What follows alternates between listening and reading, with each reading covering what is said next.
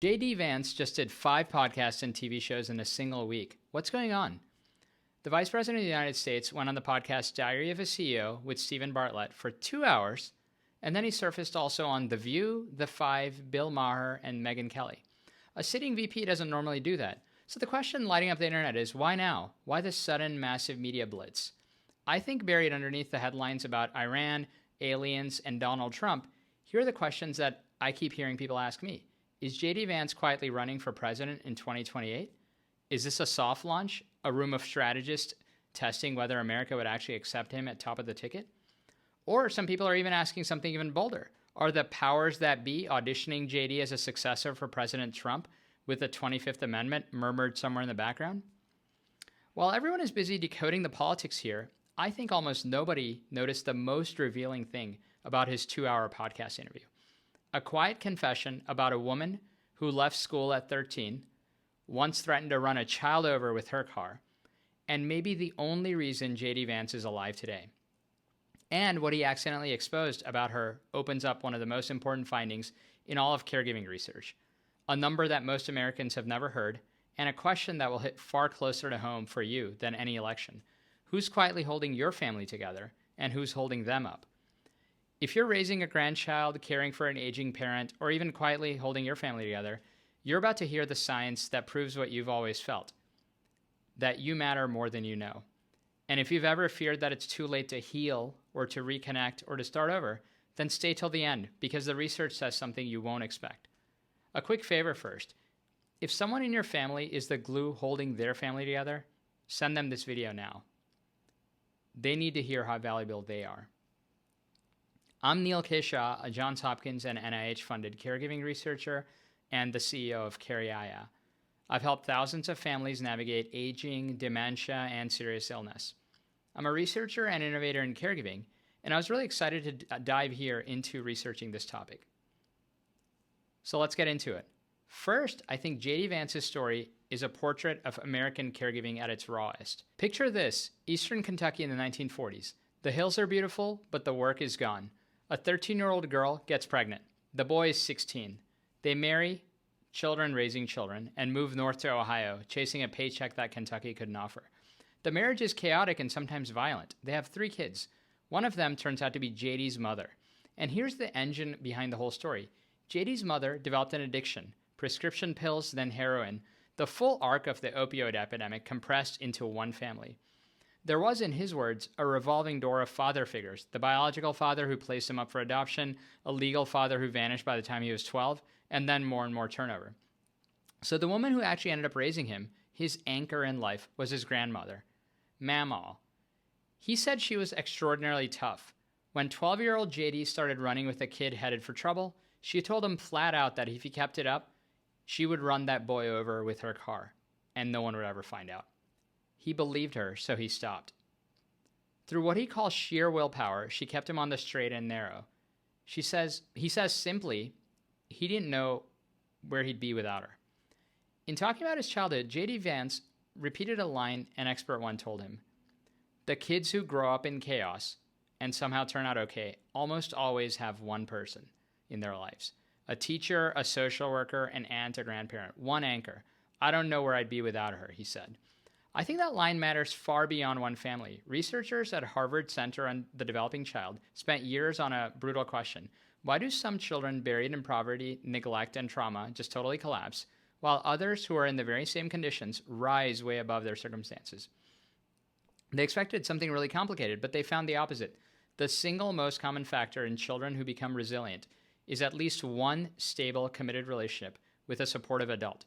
Not money or a great school, just one reliable person who keeps showing up in their life. Sit with that for a second, because I think it rewrites how you may see your own role. The grandmother who keeps the lights on, or the neighbor who notices the retired teacher tutoring one kid for free. We think these are just small details in life, but the data shows they're absolutely decisive. And this isn't new science dressed up as old wisdom, but I think it's common sense wisdom that science finally caught up to. In the mid-20th century, a British researcher named John Bowlby, and later his colleague Mary Ainsworth, built a whole field on a then radical idea: that a child's bond with one consistent caregiver shapes the entire architecture of who they become in life. Ainsworth even designed a famous experiment called the strange situation to measure it. And the most haunting proof came decades later from a Romanian orphanage where children raised with no single consistent parent or person to attach to suffered profound developmental harm, yet recovered remarkably well if they found that one person early enough in life. Just one human being. That's the hinge the whole thing turns on. So hold a question that we'll answer later. If one adult can save a child, who saves the people doing the saving? So coming back to JD Vance, his anchor was his grandmother. He called her Mamaw. She raised him well into her 60s and 70s. That arrangement is happening across America now and it has a name, Kinship care. And it's far from rare. It's one of the largest invisible caregiving systems in our country right now. About 2.5 million American children are being raised in what experts call grandfamilies. Millions of grandparents are directly responsible for raising their grandchildren, and roughly half of them are 60 or older. The reasons are rarely happy ones. A parent lost to drug addiction, being in jail, or a parent has died. A grandparent steps in not because they plan to, but because the alternative is just unthinkable. I think we treat grandparents raising kids as a sad modern accident, but what if evolution suggests the opposite? There's a famous idea in anthropology called the grandmother hypothesis, and an anthropologist named Kristen Hawkes, studying the Hadza people of Tanzania, noticed that older women, long past childbearing age, were among the hardest working foragers in camp, gathering food for their grandchildren. And those provisioning grandmothers measurably improved their grandchildren's survival. So the theory here that grew from it is stunning, that women may live unusually long lives in the first place because grandmothers were so valuable to the survival of the young. Think about that when you see a 70-year-old packing a school lunch that she never expected to pack again. You're not looking at historical anomaly, but you may be looking at one of the oldest survival strategies that the human species has. If that reframes the grandparents in your own life, then do me a favor and hit subscribe. This channel exists to give people holding families together the respect and the research they deserve. Now let's widen the lens because JD Vance's story is just one story standing in for millions. Let's talk about multi-generational households. In 1900, fully 57% of Americans over 65 lived in a multi-generational household. Grandparents, parents, kids, often under the same roof. But within a few decades, something dramatically changed. By 1980, the number of multi-generational households had collapsed to 17%. In less than a century, we quietly dismantled the entire extended family. What happened? Partly something good. Social Security and Medicare meant older Americans could finally afford to live on their own, and rising prosperity in our society let young families buy their own homes. This was progress, but I think it carried a hidden cost. We separated the generations in our society. The grandmother who used to be down the hall became the grandmother 3 states away. Now the pendulum is swinging back. In recent years, about 1 in 5 Americans, a record, tens of millions of people, once again lives in a multi-generational home. Except this time the driver isn't tradition, but simple economics. The most common reason people now give for multi-generational households is financial. The family is reuniting under one roof, but out of necessity rather than by choice. So if grandparents and family caregivers are doing the work of an entire social safety net, what is that work actually worth? And for me, the answer is almost impossible to believe. According to AARP's brand new 2026 analysis, in a single year, America's roughly 60 million family caregivers provided almost 50 billion hours of unpaid caregiving, worth over $1 trillion. $1 trillion. That's not a typo. It's more than the entire country spent on Medicaid that year, performed for free, mostly by people who don't even call themselves caregivers. They call it just being a daughter, a husband, or a mamaw, and it costs caregivers personally. The average family caregiver spends more than $7,000 a year out of their own pocket. The CDC has found more than half of caregivers say their own health has slipped in a way that threatens their ability to keep going. In the interview that started all this, Vance described how his grandparents nearly went bankrupt trying to save his mother. I think that's not a personal failing, but the predictable physics of love without a societal support and safety net. Now, here's an interesting tangent, and it'll make you angry in a useful way. I think we act like aging and retirement are timeless facts of nature. They're not. They were invented, and recently. The world's first government old age pension was created in Germany in 1889. You might have heard that Chancellor Otto von Bismarck set the retirement age at 65 because that's how old he was. It's a great story, but it was false. Historians and the Social Security Administration itself have debunked it. Germany's actual retirement age was 70, and Bismarck had nothing to do with America deciding on 65 decades later. We invented the idea that a human being is done at a certain birthday, which raises a hopeful question we're about to answer. If too old is just a number we made up, how late really can a person change? And I think this is a part of the story that almost no one tells, and it's my favorite. JD Vance's interviews revealed something quite extraordinary. His mother, the one whose addiction had nearly destroyed the family, has now been clean and sober for 11 years. Sobriety, he said, has given her a whole lot back. And research says that kind of turnaround isn't a miracle, but rather the norm that we just simply never hear about. National data shows that roughly 3 out of 4 people who develop a substance use disorder eventually recover. 3 out of 4. We only ever hear about the relapses, but we never see the quiet recoveries because recovery doesn't make news headlines. And when relapse does happen, the rate is about the same as it is for diabetes, asthma, or high blood pressure, which tells you that addiction may be a treatable chronic condition, not a moral failure. If you're loving someone through this right now, I think that statistic is for you. But it goes deeper than even addiction. And here's something for everyone who thought the best chapters are behind them. Researchers tracking thousands of adults over the age of 50 found that a strong sense of purpose is associated with living longer. Those with the highest sense of purpose had a markedly lower risk of dying in the following years. So far, that's just correlation, not proof or cause. But I do think that the purpose and health, I think those things travel together. The link is real and it repeats across studies. And your brain keeps changing. Mayo Clinic and Harvard are clear that the older brain retains a remarkable capacity to rewire. It's called neuroplasticity. In one study, adults between 60 and 90 who spent months learning a genuinely new demanding skill, like photography, quilting, etc., measurably improved their memory. Passive socializing didn't do it, but challenged it. So novelty is the medicine. Which is why I think history is full of late starters and late bloomers. Grandma Moses, the American folk artist, didn't even begin painting seriously until her late 70s and produced roughly 2,000 works before she died at the age of 101. Colonel Sanders built Kentucky Fried Chicken into an empire in his 60s after a lifetime of failed ventures. So if you've been telling yourself it's too late, the data and the history are both calling your bluff. If you're caring for someone today and quietly grieving who they used to be, don't close the book on them yet. The next chapter is statistically more likely than you think. Now, let's talk about what I brought up earlier. Who saves the people doing the saving? I think JD Vance said something interesting that reveals how these anchors usually work. His grandmother, the rock of his entire childhood, had her own anchor. It was his grandfather. He was her safe place, Vance said. He was her anchor. And when the grandfather died, things accelerated and went off the rails. The person who steadied the steadier was gone, and the whole family felt the ground shift. I think that's often the part we miss in people we know. We picture one strong person holding everyone up. But the truth is that every anchor needs an anchor. Resilience isn't a lone hero, but a chain. And when one link breaks, the strain travels down the entire line. And there's a piece of American history woven right through this family's story. Vance's grandparents came from the hills of eastern Kentucky and moved north to Ohio for work. It was part of one of the largest internal migrations in American history. Between roughly 1950 and 1970, around 3 million people left Appalachia, heading up the highways into the industrial Midwest for factory jobs. They called that route the Hillbilly Highway. Whole communities pulled up their roots, steel mills actively recruited from the mountains.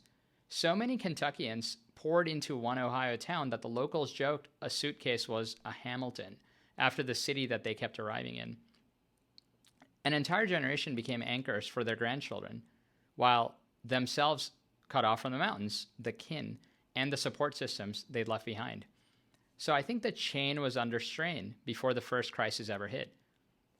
If these are the kind of stories you want more of, history and science braided together to make sense of family and caregiving, subscribe and share this with one person who'd appreciate it. It genuinely helps this stuff reach the people who need it. Now, here's where I think this stops being history and becomes a warning for right now.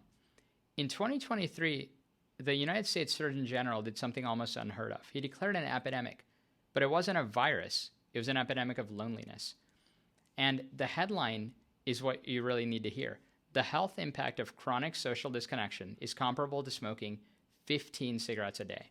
For older adults specifically, isolation and loneliness is linked to a roughly 50% higher risk of developing dementia, 30% higher risk of heart disease, and higher risk of stroke. So I think loneliness isn't just sad. For older people, it's measurably and physically dangerous, and it drains the Medicare system of billions of dollars every year. Now, compare that and set it against the most reassuring study I know. Harvard has run one experiment since 1938, following the same group of people now and their families for more than 80 years. It's one of the longest studies of human life ever conducted. After 8 decades, the director boiled it down to a single sentence. Good relationships keep us happier and healthier, period. The people most satisfied in their relationships at age 50 were the healthiest people at age 80. Their relationships predicted their future health much better than their cholesterol did. So read those two findings together, and I think the lesson is unmistakable. The single most powerful thing you can do for an aging parent or a lonely neighbor or, a struggling person costs nothing. It's just your presence, you being with the person. The science that we started with, the anchor that saves a child, it turns out to be the same science that keeps an 80-year-old healthy, happy, and alive. It runs in both directions across an entire lifetime. Which finally brings us to a question that Vance asked that I haven't been able to shake. He was asked about his biggest regret, and it wasn't a political one or a career one. He said that it was his grandmother, the woman who saved him, who scared off the bullies and kept his family from breaking apart, never got to meet his wife, Usha. I think there's something so similar about them, he said, and so different. He keeps a photograph from the last year of Mamaw's life, when she was old and frail and he was about to ship out to Iraq. One of the last pictures of the two of them together. Think about what that regret actually is. It isn't about something he did wrong. It's about the time that he assumed he would have later and didn't. Even the most powerful people on earth cannot buy back one more afternoon with their grandmother, and neither can any of us. So if there's a phone call you've been meaning to make it today, right now. If there's a question that you've always wanted to ask your mother, your father, or the grandparent who raised you, ask it while the chair is still full. I think that's the whole lesson, and it's free for any of us. If this hit you, share it with the one person you pictured while I was talking. Send it now. You might be giving them the nudge to make a call that they'll be grateful for the rest of their life. Now, I want to bring the story back to Mamaw, because the way her story ends carries 2 lessons that every family watching this would eventually need. She died at 72. 2 days after her birthday, a collapsed lung sent her to the hospital, and eventually the family made the decision to take her off life support. JD was 21. If you've never had to make that decision for someone you love, I pray that you have time to prepare for it. And there's a quiet, practical gift inside this sad moment. The single kindest thing you can do for your family is to talk now. Have the conversation now while everyone's healthy about what you'd want at the end. An advanced directive, a named decision maker. Just an honest conversation over coffee. It costs nothing, but it spares the people you love from guessing in their worst hour of their lives what to do. Don't let the hospital hallway be the first time anyone asks about this. And then there's the grief. Here Vance said something that I think will land hard for many of you if you've been a caregiver. He admitted he didn't cry when she died. He held it together because he sensed the whole family was about to collapse and someone had to be the strong one. I've seen so many caregivers do exactly that. You postpone your own grief to carry everyone else. He cried 2 days later, and he said he's been grieving for years. But the part that gave me the chills, and I suspect it'll give you chills if you lost someone, is this. Not long after she died, his sister lost her temper, and a light bulb in their room suddenly exploded. The two of them just looked at each other and thought, that was Mamaw. Now, I'm a caregiving researcher, so I'm not going to tell you that a dead grandmother was rattling around in the electrical wiring, but I will tell you that grief scientists do have a name for this. They call it continuing bonds. And far from being a sign that, there's something wrong with you, I think it helps maintain a felt connection to the people that we've lost.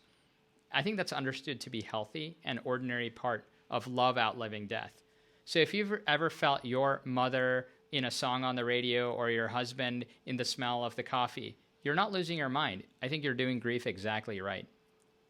So let's close everything where we started. The world watched this interview for the headlines about the ceasefire or the feuds or the questions about aliens. But I think the thing worth keeping is smaller and more powerful. A boy was drowning in chaos, and one stubborn and devout grandmother decided she would not let him go under. 70 years of science says that decision, one caring adult who refuses to disappear, is the closest thing that we have to a guarantee that a child can survive almost anything. There are 2.6 million American kids right now waiting for their version of that person. You know, it might be someone down the hall, it might be a niece, a neighbor, it might be a student in your Sunday school class. The research is clear that it does not take a perfect home or a fat bank account. It takes you or someone in the community showing up again and again, refusing to leave. And if you're already doing this and you're worn out from being that person, hear this. I think you deserve support too. Look up your local area agency on aging or simply dial 211, a free national line that connects you to caregiving help, respite, and resources wherever you live. You don't have to carry this alone. JD Vance says the lesson that Mamaw drilled into him, the one that he repeats himself even now with all his power and his Secret Service detail, was 4 plain words. Don't get too big for your britches. Stay grateful, stay humble. Remember the people who carried you. I can't think of better advice for any of us. If this changed how you see the quiet heroes in your own family, do a couple of quick things. Subscribe so that the next episode finds you, and share this with someone who needs to hear that they matter. Take care of yourself and go be somebody's ray of hope today.